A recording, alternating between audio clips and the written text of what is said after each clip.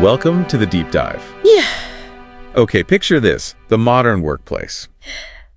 But not just an office. Think of it like a big stage. Right. Every employee, an actor, managers, the directors, and the company culture. Well, that's the script. Mm-hmm.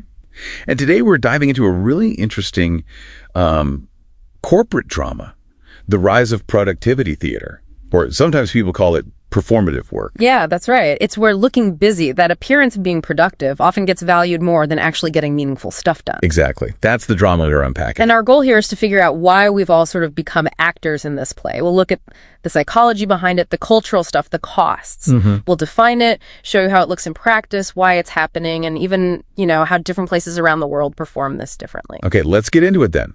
What exactly is productivity theater? Break it down for us. So the formal idea is it's when employees focus on doing things that look like work, things that create this appearance of being busy and valuable, instead of tasks that actually push the business forward in a meaningful way. It's also called performative productivity. Appearing busy, but maybe not achieving much. Exactly. And it really stems from something called impression management, consciously trying to control how others see you. It's especially relevant now with remote and hybrid work, where visibility is different. Yeah, that makes sense. And I know you mentioned some data, a Vizier survey from 2023.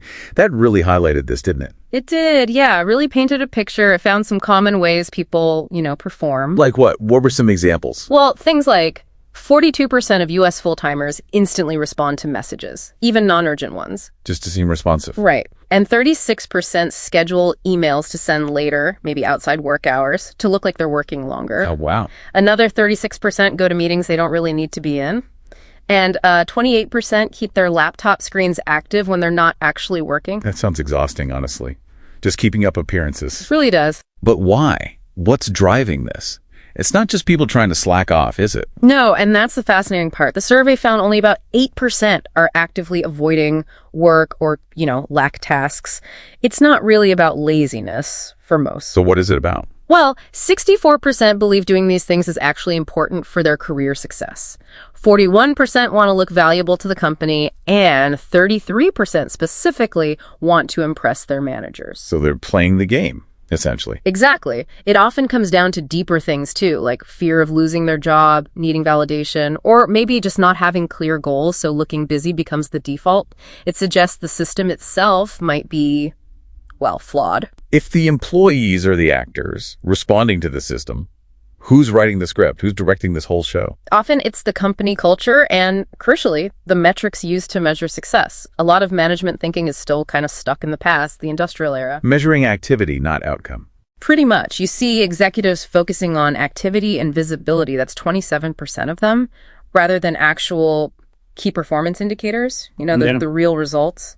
Only 19% focus there. Which leads to performative accountability, is that the term? Yeah, that's it. People work to the metric, not necessarily for the mission. They optimize for what's being watched, not what actually matters most. And this ties into that productivity paranoia Microsoft talked about. Leaders getting anxious, especially with remote work. Precisely. They lost the old visual cues, seeing people at desks, so they worry. But here's the thing.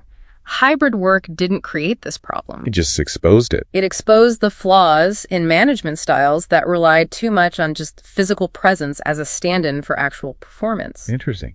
And you mentioned this plays out differently in different places. Oh, absolutely. The cultural context is huge. If you look globally, you see some really different approaches. Like the U.S. versus Europe, for example. Yeah, that's a great comparison. In the U.S., you often find this live-to-work idea. It's very individualistic, competitive. And the hours reflect that, right? Definitely. Americans work significantly more, on average about 25 hours a week, compared to, say, Germany at around 18 and a half. Plus, there's no federal mandate for paid time off. Big pressure to be always on. Always visible. Always visible, exactly. Whereas in Europe, generally, it's more of a work-to-live philosophy. Work-life balance, quality of life are prioritized. The EU guarantees 4 weeks of paid leave. Many countries limit working hours by law. So the incentive is different. Get your work done efficiently within the set time. That seems to be the idea. Focus on efficiency during work hours. Which brings up that productivity paradox. Yeah. Fewer hours, but still highly productive in many European countries. Right. It really makes you question if the American focus on just time in the seat is the best way. It might not just be tough psychologically. But also inefficient economically, filled with that performative busy work. It certainly suggests that possibility. It points towards needing a different approach, one focused on results, not just presence. So we've kind of peeled back the layers here on this productivity theater, looked at the individual reasons, the company culture, even the global stage. Yeah, we've covered a lot of ground. And for you listening, the point here isn't really about blaming anyone, employees or managers. It's more about recognizing this performance is often, a logical reaction to the system people find themselves in. Understanding that is key. It's often not a choice, but an adaptation. So the final thought maybe is this. If everyone's using the same tools, like impression management, but the context, the culture, the metrics, decides if that's productive or just theater.